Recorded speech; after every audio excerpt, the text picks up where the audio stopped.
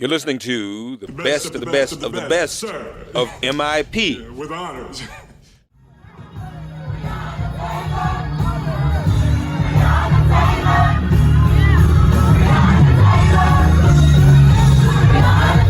This is Make it plain. MIP With Masamela Matfumo. Mark Thompson. Make it plain. Get woke.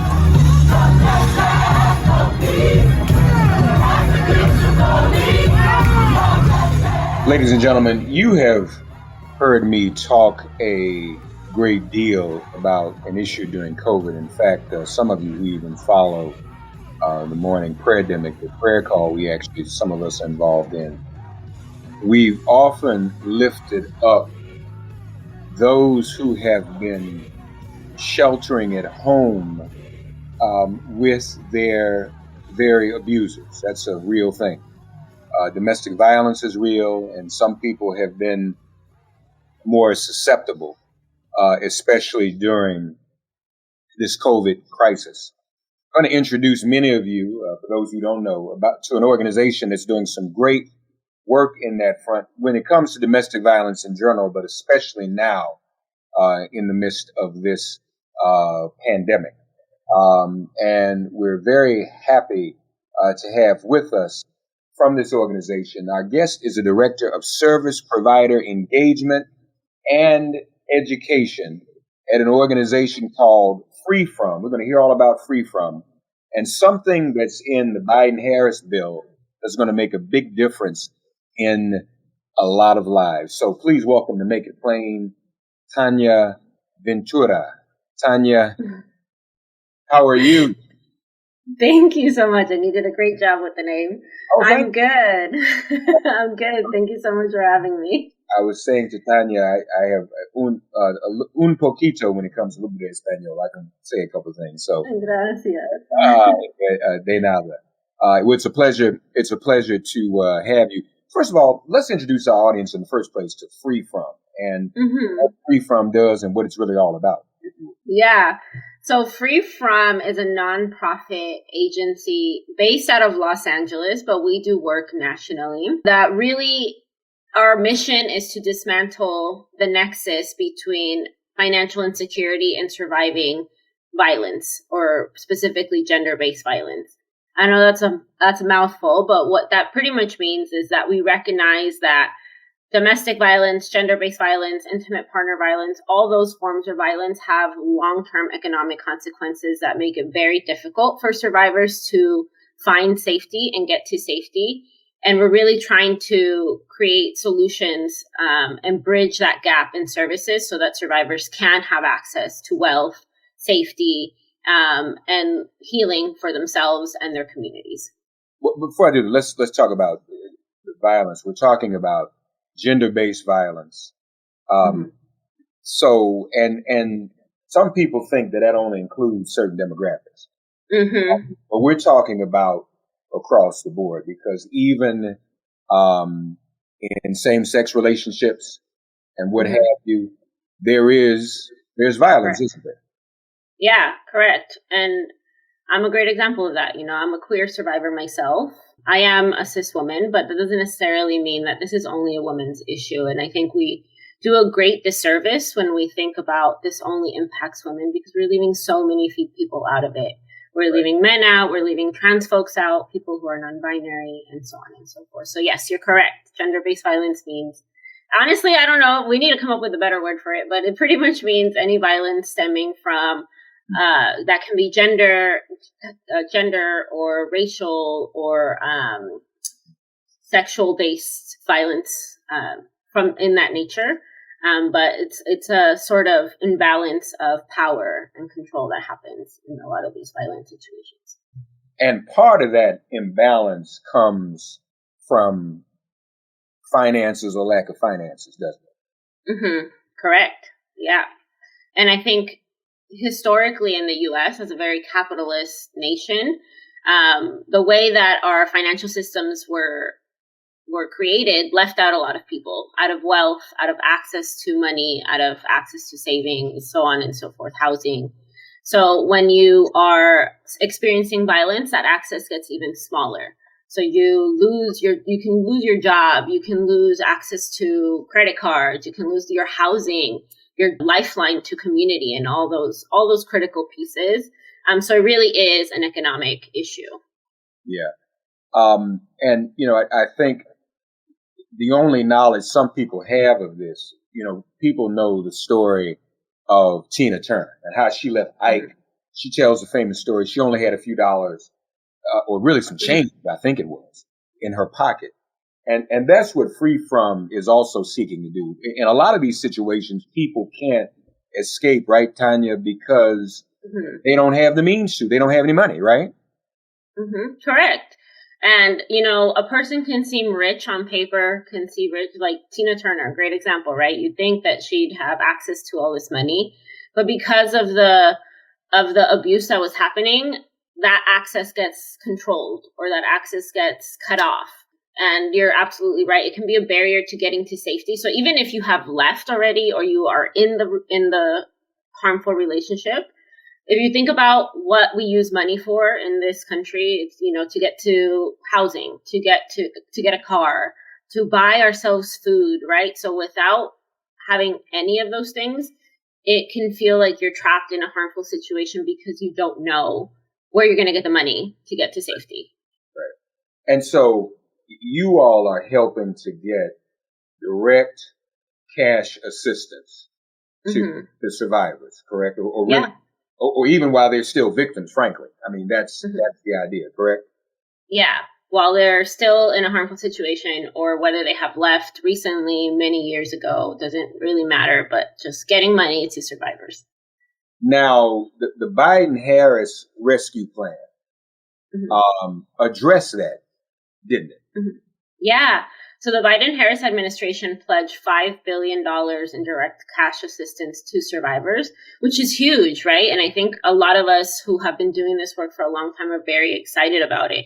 But we know that sometimes when money comes from the government, there can be a lot of challenge to actually access that money because of governmental requirements, bureaucracy, all those things. And since FreeFrom has firsthand experience in getting cash to survivors, we saw this as an opportunity to really think about how can the Biden-Harris administration think about distributing this money to survivors in a trauma-informed way that really centers what survivors need in this moment and beyond. Because of the access and relationship you have with survivors, mm-hmm. You all are actually able to produce a study, and I think you released it just in the past week.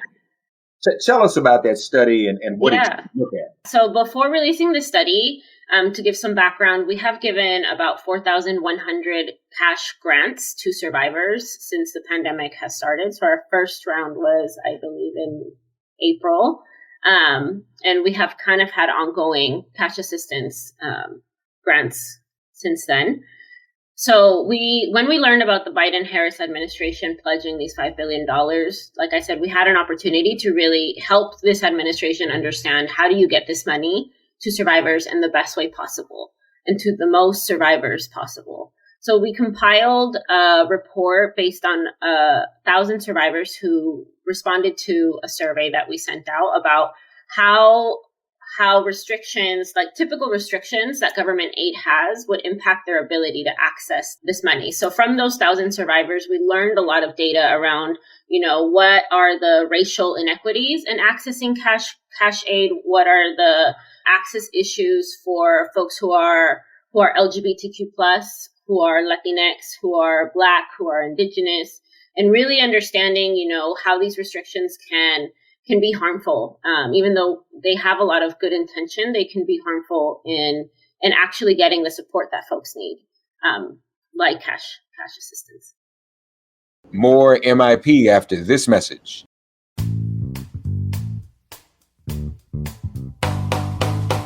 Geico asks, how would you love a chance to save money on your insurance? Of course you would. After all, who wouldn't love a great deal, right? And when it comes to great rates on insurance for all of the things in your life, Geico can help. Like with insurance for your car, truck, motorcycle, boat, and RV. Even help with homeowners, condo, or renters coverage. You could save even more with a special discount when you bundle your coverages. Plus, add the easy-to-use Geico mobile app, available 24-hour roadside assistance, and more. And choosing to switch to Geico becomes an easy choice. Switch today and see all the ways you could save with great rates and discounts. It's easy. Simply go to geico.com to get a rate quote or contact your local agent and get started seeing how much you could save.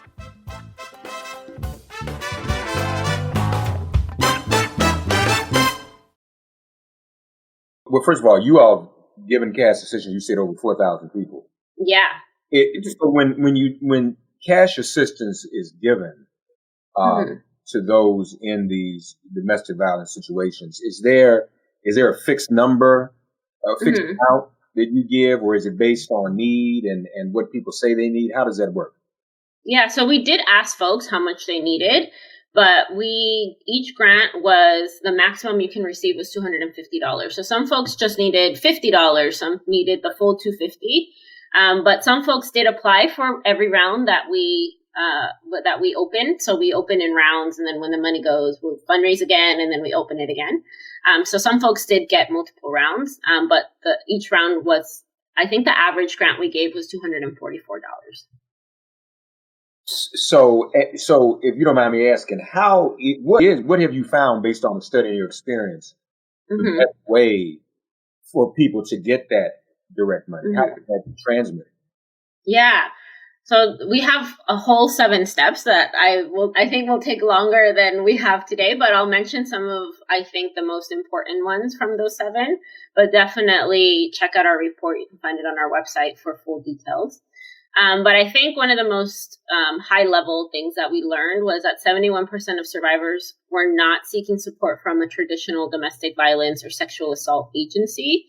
And I think a lot of us who are not part of this world think that, this is only a problem that needs to be solved by like domestic violence shelters or sexual assault shelters or whatever it may be. When in reality, I think as a community, we all have a piece to do in solving this issue. And it doesn't need to just get stuck in the anti-domestic violence movement, So 71% is a lot of people in this country who don't feel comfortable going to like where people traditionally go to seek services for experiencing domestic violence or sexual assault. So what this means is that, this money needs to be available in more places. So not just you have to go to a shelter to apply for this money and get this money. It also means that as a government, there needs to be more funding for other types of agencies. So, for example, people who were BIPOC and Indigenous and LGBTQ preferred going to agencies that were community or cultural based. So that means like going to like an LGBT center or a Latinx center or whatever it may be, versus going to a traditional domestic violence shelter because they felt safer in those places. So I think, it's something shocking to sit with as people who work in the movement, that certain people don't feel comfortable coming to our agencies, but it's important to name that and to name that cash assistance and this money that this administration has pledged needs to go to more community-based agencies outside of just the domestic violence and sexual assault space. I was just looking a little bit at the report, and that's important because there's still among some the perception or the confinement in this space that this is, as you said, for lack of a better word, the traditional cases, or these are just women. It's just women, and it's in heterosexual situations, woman and man. But as you said, it's a lot broader than that. Do you think the administration is getting that message from you? Do you think they're hearing that message well? I think so, because they are starting to quote this report as they're putting out information about what they're doing. And it's not just the Biden-Harris administration. I think it's local governments as well, specifically governments who are looking to fill the gap between, the stimulus check is not enough. A one-time stimulus check is not enough. And folks really need more cash infusions in this moment. So I think data like this really supports the idea that cash is the best way to help folks in a lot of challenging situations like COVID, like folks who are experiencing violence. So even though this data is specifically just about survivors, I think many government officials and actors are really paying attention to what is happening in this space. That is very important. I noticed the report, and folks, you can go to freefrom.org and you can see the report itself and read what it has to say. Another area here, in addition, as you mentioned, to earmarking a certain percentage of cash assistance funding for organizations supporting LGBTQIA and Black, Indigenous, people of color folks, give survivors options for how to receive cash assistance. So what do you mean by that? How easy is it to get that? I mean, everybody, I assume, doesn't have a bank account. I mean, so, what are some of the ways? Fortunately, we have things now like Cash App, but will the government use something like that? I'm just curious. How does that? And does FreeFrom do that? I mean, when you all are dispersing money, what are some of the ways you found most to get it to people? More MIP after this message. Yeah. So I think you hit on something really important, that a lot of people aren't banked, right? And specifically survivors, a lot of the economic abuse that happens within traditional banking systems. So a lot of survivors don't have access to a safe bank account. And then we also learned that a lot of people who are BIPOC are more likely to not have access to a bank account than folks who are not BIPOC. So already there, we have an access issue, right, of who can access these traditional banking systems. FreeFrom, the way that we distributed funds is we allowed survivors to self-select what was the safest, and that's the key word, right? Safest way to get cash. Because again, safety looks different for everybody. And we are not anybody to tell somebody like what method is the safest. They really are adults and they can make the best decisions for themselves. So we offered PayPal, we offered checks in the mail, we offered direct deposit, we offered Venmo, Cash App, JPay for folks who were incarcerated. We offered a variety of options because we know that safety is not a one-size-fits-all thing, and we really had to provide folks with a lot of options.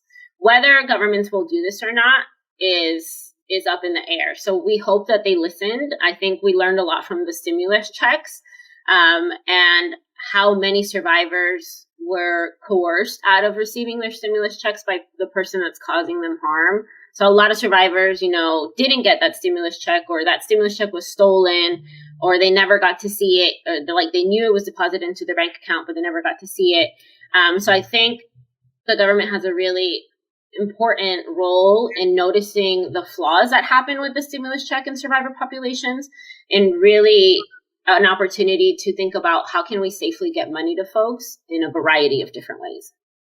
More MIP after this message. Now, this $5 billion that the Biden-Harris administration has earmarked for victims and survivors, is there an agency in the federal government that's going to administer that directly, or is this going to go to the states and then possibly go to some of these organizations that you've outlined? How does that? Do we know? I don't think we know that yet. And I think they're still figuring it out. I think right now it's just a pledge. And right now, that's why we put out these reports, because we're in a moment of planning, right? In a moment of strategizing. So we'll see what ends up happening. But I think what we hope for is that it gets dispersed in many different ways to many different kinds of agencies and beyond.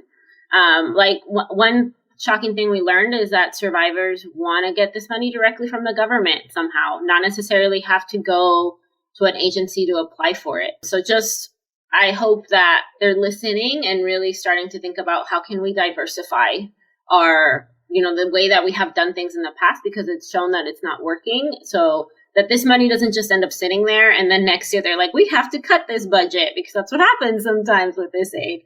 And just making it accessible so that it gets used by the folks who need it the most. So, folks, the report, I just want to mention the name. If you go and look at freefrom.org, Trust Survivors, Building an Effective and Inclusive cash assistance program. Folks, I know we don't have to convince anybody that this is necessary.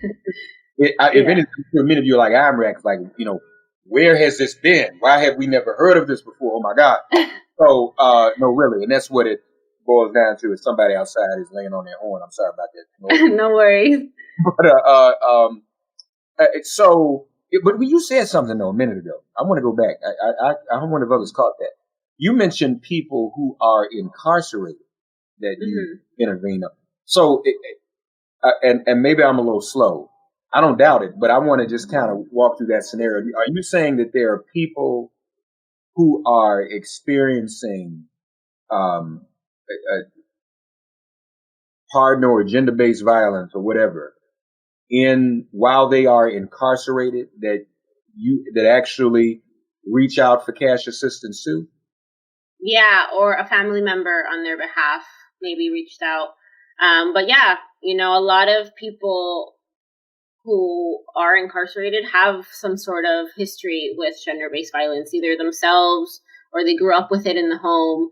And we take a very inclusive definition to what it means to be a survivor. So, for example, if you grew up in a home where your parents were maybe in a domestic violence situation, you are a survivor to us. And you also have long-term trauma and long-term financial implications of experiencing that as a child. So folks who are incarcerated can absolutely be survivors, whether that happened earlier in their life or it's happening actively while they're in there. We acknowledge that and we see them and also offer support to them. Yeah, well, I was wondering for those for whom it's happening actively while they're in there. I mean, you're in an institution that's supposed to be governed and safe. I mean, that says a lot. If you're hearing from people, that means that institution is not protecting the people in that institution. Yeah. I mean, that's troubling. That's troubling. And then, I mean, I don't want to go too far into it, but it's just like, okay, if they need cash assistance, I don't know how that helps them get out of the situation they're in while they're in that institution. Cash assistance doesn't necessarily get them out of jail, right? I mean, it doesn't get them out of the, So that's a whole nother, that's heavy. Yeah. But I think at the core, it's like going back to the title of this report. We got to trust survivors. And I think there's a deep mistrust in what survivors are doing. Is their experience real? Do they actually need this money? And we waste so much time and resources worrying about that, when if we just listened and trusted survivors when they tell us what they need, what they're experiencing, I think we would be years ahead of where we are right now in this moment specifically in ending the cycle of violence for many people in this nation. Another step of the 7, again, we won't go through all of them, but here's another one I found interesting. In the 7 steps, folks, how to build an effective and inclusive cash assistance program for gender-based violence survivors. Step 4. And so the title of this step implies by omission that there's a problem. So it reads, accept letters from friends, therapists, and advocates and as sufficient verification that an applicant is a survivor. So by omission, that goes to your point about trust, that you have to go through hoops to prove what they've been through. You all are saying that any other verification should be sufficient. Yeah, absolutely. And I think one of the most common proof that a lot of agencies and also government agencies request is a police report. And we know from other studies out, like from the ACLU, that a lot of people, specifically survivors of color, survivors who are LGBTQ+, do not feel safe going to the police. So that is, an extremely harmful requirement to have. To require a police report as proof leaves out a lot of people, a lot. And our survey found that 69% of survivors can't or do not feel safe getting a police report. So that's 68% of all survivors can't or don't feel safe getting a police report. So we really got to think about, like, where does this need for proof come from? Comes from a mistrust in people's experiences. And how can we create more inclusive ways? If we absolutely need proof, if that is really what we need as the government or whatever, then what are other ways that we can provide that proof to fulfill whatever requirements we need to on the admin end of getting this money out? Right. So a letter from a friend, a letter from a therapist, a letter from, someone at your church, a letter from whoever, to make sure that folks have just a variety of ways to prove that if that's what the government really wants. In this pandemic, as things have gotten worse on that front, on the violence front, Lord knows they've gotten worse on the police front. I mean, we have less reason to trust the police. Anybody does. I call it a police demic. You got a pandemic and a police demic going on.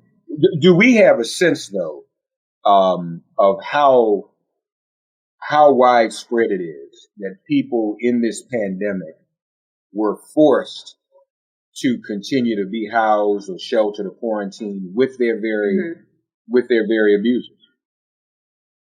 I don't have like a set number because it really depends from city to city and state to state. But I think probably a lot of folks who are tuning into this saw in their local news some sort of headline about how calls around domestic violence are increasing because of this pandemic. And I think we saw that happening nationally. And at the same time, a lot of shelters and traditional domestic violence and sexual assault agencies had to close their doors because of the closures that were happening. So it's like domestic violence was rising and places to go were decreasing. So as you can imagine, that's just going to intensify and make situations more dangerous for survivors. Yeah. One other step I want to touch on, and that's this one, also revealing something by omission. Provide survivors with flexible, no strings attached support. By omission, some of these places got strings attached, don't they? Yep, they do. Quite a few.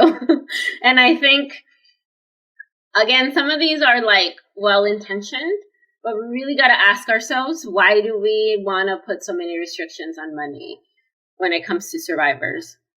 So, for example, some places only give out gift cards to grocery stores. That's great. I'm sure somebody could really use groceries, but, I think there was somebody who provided a quote from this survey who was like, I live in a rural area where there are no grocery stores, so a gift card to a grocery store is not going to help me. Or there's some places where you can only use it if it's related to housing, per se. Or you could only use this money, or we have to write a check to whoever you're going to use. And you get completely out of the equation, which can sometimes out a person as a survivor when they don't want to be known, like they don't want somebody to know. And B, I think it infantilizes almost us survivors and kind of tells us like we don't know how to make our own financial decisions when that's not true, or we don't know how to spend our own money. Right. And I think that that's dangerous to say about survivors, because I think it plays into this economic abuse that happens, where survivors are told that they're no good with money, that we don't know how to manage our own money, that we don't know how to control our money or whatever it may be. And when that's happening at the government level or at the agencies that are supposed to be supporting them, it's almost like a replay of that abuse happening again. And it can cause more harm than good. Right.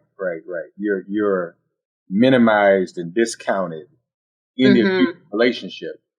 Then you go to the doggone agency and they minimize and discount your own voice, what you say you need. Lord have mercy. Yeah, that's insane. Again, last, and the final step, it really wraps all this up. Ask survivors how much they need.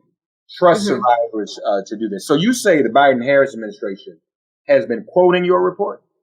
Yeah, and other like smaller councils, local level, state level agencies have been using this to advocate for some of this funding to come to them, because I think, like I said, the trust issue just kind of starts at the government level. So the government level doesn't trust the people who are they going to give this money to, and then those people don't trust the survivors. So then it just becomes like a whole wave of dysfunction happening around money.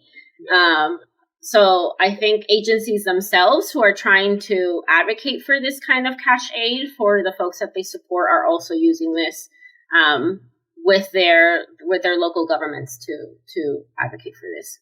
Yeah. Folks, this is very important, and I'm very glad, as I'm sure many of you are, to hear about what FreeFrom is up to. We invite you to go to freefrom.org and let's explode some of these stereotypes. Mm-hmm. And for those of y'all who still think it's only women in heterosexual relationships, well, hell, you still ought to want to help them until you figure out it's other people too, right? I mean, so it shouldn't be discounted just because you think it's just one group of people. But the fact of the matter is, it's men, it's women, it's LGBTQIA, it's African American, it's indigenous, it's all people of color, it's Latinx. And I would dare say, I'm just going to say this. Things have gotten worse in the pandemic because, these types of incidents, relationships become more violent and more tense when there are no jobs, there's no money. Finance has a lot to do with it, the frustration, the illness.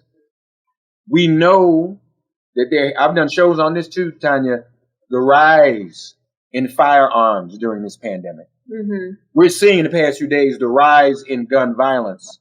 People are in some very dangerous situations. And we ought to be thinking about a way to get out. I mean, I think it's good news that the Biden-Harris administration is pledging $5 billion. That's a significant amount of money, isn't it?